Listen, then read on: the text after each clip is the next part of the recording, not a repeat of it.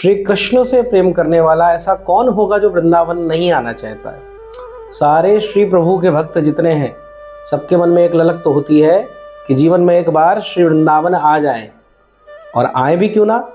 त्रिलोकी में अत्यंत सुंदर है, ब्रह्मा जी की सृष्टि में नहीं आता है, गौलोक का अंश है, ऐसा दिव्य अद्भुत प्रदेश है श्री वृंदावन, जहाँ प्रिया प्रियतम, जहाँ श्री युगल सरकार, जहाँ श्री राधा माधव विहार करते हैं, जहाँ रास करते हैं, जहाँ कुंज निकुंज की लीला होती है, वहाँ आने की किसकी इच्छा ना हो।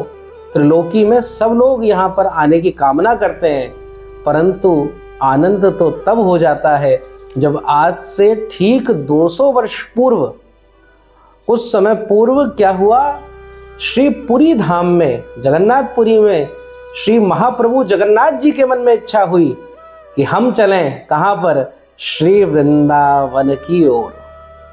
आंखें बड़ी बड़ी करके जगन्नाथ जी किसको देख रहे हैं?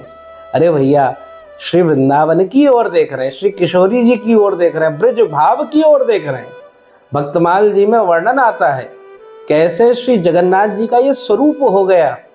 एक बार की बात थी, श्री जितनी रानियां हैं ठाकुर जी की सब इकट्ठा हो गईं और श्री रोहिणी मैया जी से वार्तालाप करने लगी। मैया, आपने तो श्री कृष्ण को बाल रूप में भी देखा, उनकी यौवन अवस्था में भी देखा, द्वारिका में भी देखा, आपने मथुरा में भी देखा, ब्रिज वृंदावन में भी देखा, और द्वारिका का आनंद भी देख रही हो, इसीलिए वो ब्रिज विहारी श्री कृष्ण कैसे हैं, श्री राधा कौन है? जब ऐसे अद्भुत प्रश्न आए, रोहिणी मैया ने रानियों से कहा, चुप हो जाओ, इस शब्द का नाम, इसका उच्चारण मत करना, श्री कृष्ण उनका विरह सहन नहीं कर पाएंगे। अब रानियां जो महिषियां थी उन्होंने तो हट बांध लिया, नहीं हमें तो जानना है, हमें तो श्री कृष्ण की बाल लीलाएं सुननी है, ब्रज का वो भाव सुनना है। अब भैया क्या करा जाए? तब रोहिणी मैया भी विवश हो गई, सुभद्रा भी आ गई। सुभद्रा को एक आदेश दिया, देखो तुम्हारे जो भैया हैं बलदाऊ और श्री कृष्ण, और किसी के रोके तो रुकेंगे नहीं, पर तू द्वार पे खड़ी हो जा, अगर कृष्ण आए तो उनको रोक देना, अंदर आने नहीं देना।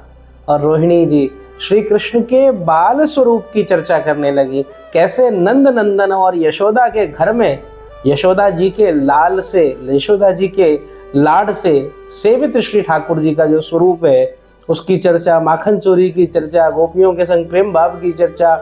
अब इसको सुनते सुनते सब मंत्रमुग्ध हो गए।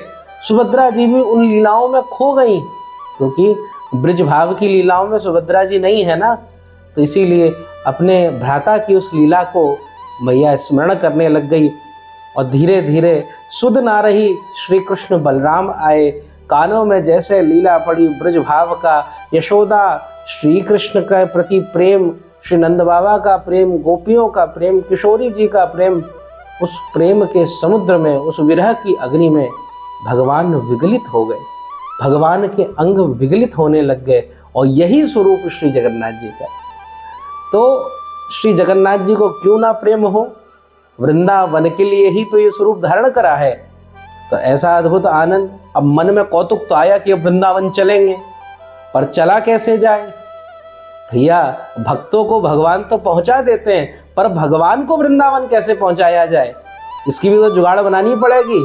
तब ठाकुर जी ने लीला करी, और ठाकुर जी के बड़े सिद्ध भक्त श्री वृंदावन में यमुना जी के तट पर खूब भाव से तपस्या कर रहे, उनकी अर्चना कर रहे, यमुना जी के पास में भजन करते। रामानंदी साधु थे और नाम था बाबा का हरिदास। अब हरिदास बाबा के पास में अब रात्रि में सोए, सेवा आदि करके जगन्नाथ जी स्वप्न में आए।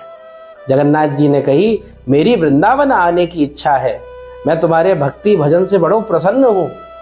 और हरिदास बाबा बोले, मैंने तो ब्रिज बिहारी को भजो, मैंने तो बाके बिहारी को भजो, तुम कहाँ से आ गए? जगन्नाथ जी बोले, हमें भेद थोड़ी ना है, हम तो एक ही है, तो इसीलिए मैं तुमसे प्रसन्न हूँ और अब सेवा चाहता हूँ। देखो, तुम्हारी इच्छा थी वृंदावनवास की, मैंने तुम्हें दिला दिया, अब तुम्हारा भी काम करो, मेरा भी एक काम निपटाओ। बोले, क्या? अब तुम मुझे वृंदावन लेकर आओ। अब प्रभु ने ऐसी जब बात कही तो हरदास जी भी क्या कह सके। भगवान की सुंदर रूप माधुरी का दर्शन कर रहे थे, कैसे बड़े बड़े नेत्र हैं, सुंदर सी नासिका है, बड़ा प्रेममय मुखमंडल है और आलिंगन करने को मानो भगवान आतुर है। उस स्वरूप का दर्शन करा तो बाबा हरिदास जी के हृदय में तुरंत आ गई कि भैया अब तो चलना पड़ेगा, कछु विचार करना पड़ेगा। सुबह हुई, गुरुजनों से मंत्रणा करी और हरिदास जी अपने गुरु की आज्ञा बड़ी मानते, रामानंदी साधु थे और भगवान राम का स्मरण करते। ठाकुर जी से भी पूछा भैया क्या करो जाए, कैसो करो जाए। तब किसी ने बताई कि देखो जगन्नाथ जी आए थे तो क्या कह रहे थे। तो हरदास बाबा बोले, उन्होंने कहा कि मुझे वृंदावन लेकर आना। तो उन्होंने प्रश्न करा कैसे, कुछ विधि बताई। बोले विधि, हाँ विधि बताई थी। क्या विधि है? मेरा कलेवर बदलता है। कलेवर क्या होता है? हमारे जो जगन्नाथ जी हैं ना, महाप्रभु जी, वो विराजते हैं काष्ठ में। काष्ठ माने लकड़ी के विग्रह में। जैसे भगवान कहीं कहीं विग्रह में धातु बुद्धि तो नहीं करनी चाहिए, पर क्योंकि समझाने का भाव है इसीलिए कहीं कहीं भगवान की पत्थर की, पाषाण की मूर्ति होती है, कहीं कहीं पीतल आदि धातु की मूर्ति होती है, पर श्री जगन्नाथ जी की काष्ठ की यानी लकड़ी की मूर्ति बनती है, विग्रह बनता है और उसके अंदर भगवान का हृदय स्वरूप जो है ब्रह्म शालिग्राम प्रतिष्ठित कर दिया जाता है। और जब भी आषाढ़ के संग अधिक मास लगता है तो भगवान का कलेवर, भगवान का शरीर, भगवान का विग्रह बदल दिया जाता है।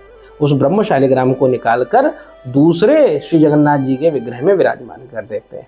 और जो विग्रह लाया जाता है वो भी ऐसे नहीं होता है कि कहीं से भी ले आए, किसी भी पेड़ से बना दिया। उस विग्रह जो बनेगा पेड़ से, उस पेड़ में शंख, चक्र, गदा, पद्म इनका चिन्ह होना चाहिए। श्री जगन्नाथ जी की परछाई दिखनी चाहिए, नदी के पास में होना चाहिए, सर्प आदि का, घोंसले आदि का चिन्ह होता है उसका दर्शन होना चाहिए और वैष्णवों की सहमति होनी चाहिए। जो वहाँ के पुजारी हैं, सेवक जन हैं, उनका भाव होना चाहिए। तब जाकर उसका नियमन होता है। और कब होगा? जब 2 आषाढ़ एक साथ पड़ेंगे, मतलब आषाढ़ महीने में अधिक मास लगेगा। तब श्री जगन्नाथ महाप्रभु जी अपने पुराने कलेवर का, पुराने जो विग्रह स्वरूप है उसका त्याग कर देते हैं और नए विग्रह में धारण करते हैं। तो श्री जगन्नाथ जी ने कहा था कि देखो आने ही वाला है, कुछ समय में मेरा कलेवर बदला जाएगा, तो मेरी जो पुराना शरीर है, पुराना जो विग्रह है, उसको समुद्र में विसर्जन कर दिया जाता है, परंतु तुम वहां जाना और उस विग्रह को तुम वृंदावन लेकर आ जाना। जब ऐसा सुंदर भाव कहा तो हरदास जी से सभी संतों ने भी सहमति करी कि आप तो खूब धन्य हैं श्री जगन्नाथ महाप्रभु जी, आपके द्वारा श्री वृंदावन का वास चाहते हैं, ये तो बड़े आनंद की बात है। तब श्री बाबा हरदास जी पुरी धाम की ओर निकले। और कैसी कठिन यात्रा रही होगी, आप सब भक्त हैं, सोच के देखिए। पुराना समय, आज से 200-300 साल पहले का समय है और कितने घने वन होंगे, कितनी नदियां होंगी, उनको जैसे तैसे बाबा श्री जगन्नाथ जी के प्रेम के वशीभूत होके अब हमारे साथ, आपके साथ हो जाए। भाई सपने में प्रभु आए तो आए, चले गए, क्या फर्क पड़ता है भाई, इतना कौन करेगा। पर ये भक्त का प्रेम होता है। मेरे प्रभु स्वप्न में आए हैं तो वो भी सत्य हैं। क्यों? क्योंकि सच्चिदानंद का अंश है, सच्चिदानंद स्वरूप है। जगत सपने में आता है तो वो मिथ्या कहलाता है, पर भगवान सपने में आते हैं वो मिथ्या नहीं होते हैं, वो तो सत्य ही होते हैं। और भगवान का पहला दर्शन है ये, भगवान का सबसे पहला दर्शन। आप भक्ति करते हैं, आप भजन करते हैं, आप सात्विक कोई स्तुति करते हैं, तो भगवान यदि प्रसन्न हैं तो आपके स्वप्न में भगवान का दर्शन, ये भगवान का पहला स्वरूप है। धीरे धीरे फिर अनुभव कराना, फिर प्रत्यक्ष दर्शन, ऐसी कृपा होती है। तब बाबा हरदास जी तो चल पड़े। खूब सारी समस्याएं भी आईं, कई जगह नदियों में खूब भरा हुआ था पानी, पर श्री जगन्नाथ जी ने सहायता करी। कहीं जगन्नाथ ही केवट बन के पहुँच गए। ऐसे करते हुए लीला क्रम से पहुँचे। काफ़ी समय हो चुका था, बड़ी चिंता भी थी, कहीं ऐसा तो नहीं पुरी में विग्रह बदल जाए। जल्दी जल्दी करते हुए पहुँचे तो पुजारियों के पास अपना बात रखी, सुंदर जगन्नाथ जी के स्वरूप के दर्शन करे, हृदय आनंदित हो गया। जय जगन्नाथ का कीर्तन करने लगे, श्री वृंदावन धाम का कीर्तन करने लग गए। धन्य हो प्रभु, आप वृंदावन धाम से कितना प्रेम करते हो। और हृदय की सारी बात पंडा पुजारियों को बता दी।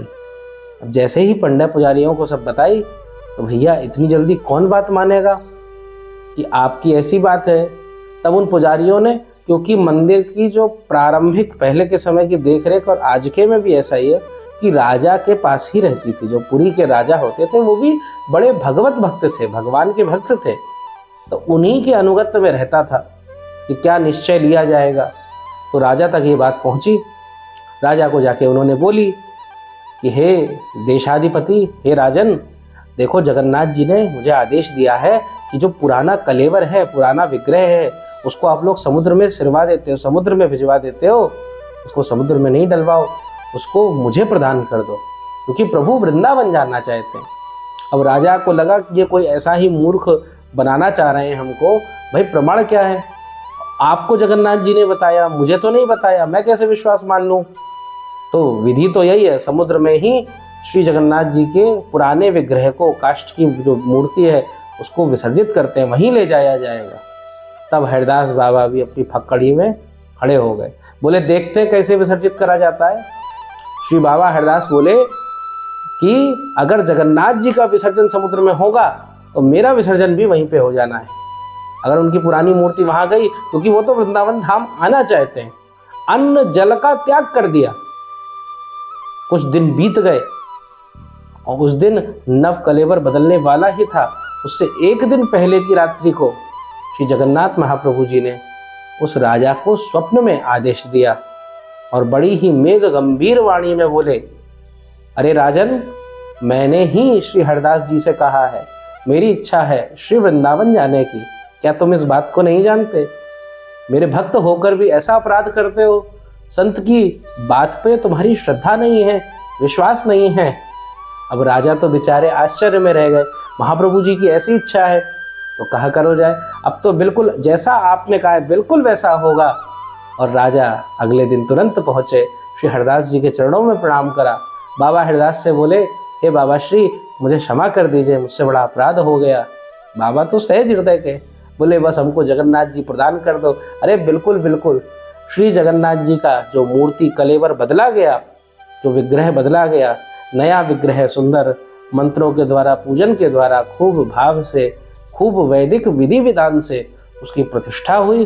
और जो पुराना विग्रह था श्री बलभद्र जी का, श्री सुभद्रा जी का और श्री जगन्नाथ जी का, उसको रथ पे आरूढ़ करा गया, रथ पे विराजमान करा गया और श्री बाबा हरदास जी के संग वो श्री वृंदावन धाम आया। चारों ओर वृंदावन धाम में उत्सव का माहौल हो गया। श्री जगन्नाथ जी साक्षात पुरी के अधिष्ठात देवता, पुरी के साक्षात महाप्रभु जी यहाँ पर आ गए हैं। श्री जगन्नाथ जी का इतने वर्षों का जो विरह है उसका आज अंत हो गया है। और वृंदावन की वीथी में श्री यमुना जी के पुलिन पर, जहाँ पर जगन्नाथ जी की विग्रह को स्थापित करा, वही स्थल जगन्नाथ घाट के रूप से जाना जाता है। आज भी श्री वृंदावन धाम में परिक्रमा मार्ग में उसके दर्शन होते हैं। तो ऐसे करते हुए आप सब भक्त देख सकते हैं कि इस वृंदावन धाम की भूमि का आस्वादन करने के लिए स्वयं भगवान भी लालायित रहते हैं। तो जब वृंदावन आओ तो जगन्नाथ जी का दर्शन करो और एक बार आप मन में सोचो कि इस भूमि में हम आए हैं, इस परिधि में हम आए हैं, इस धाम में हम आए हैं। ये कोई तीर्थ नहीं है, ये कोई पुण्य स्थली नहीं है, ये पाप मिटाने के लिए नहीं आए हैं। ये भगवान का घर है, ये भगवान का निज स्वरूप है। और यहाँ आकर अपने हृदय को प्रभु से जोड़ लेना। जब किसी के घर में जाते हो तो क्या भाव होता है कि जितना भी हो सके उससे प्रसन्नता से मिलें, उसको खूब लाड करें। उसी भाव से यहाँ पर आओ, ठाकुर जी को मिलो, खूब लाड करो, प्रेम करो, पाप पुण्य से तीत होकर, उनका त्याग कर कर, त्याज्य कर कर यहाँ पर प्रभु के चरणों में सच्ची भक्ति प्राप्त कर लेना। यही जीवन का सच्चा उद्देश्य है। जय जय श्री राधे।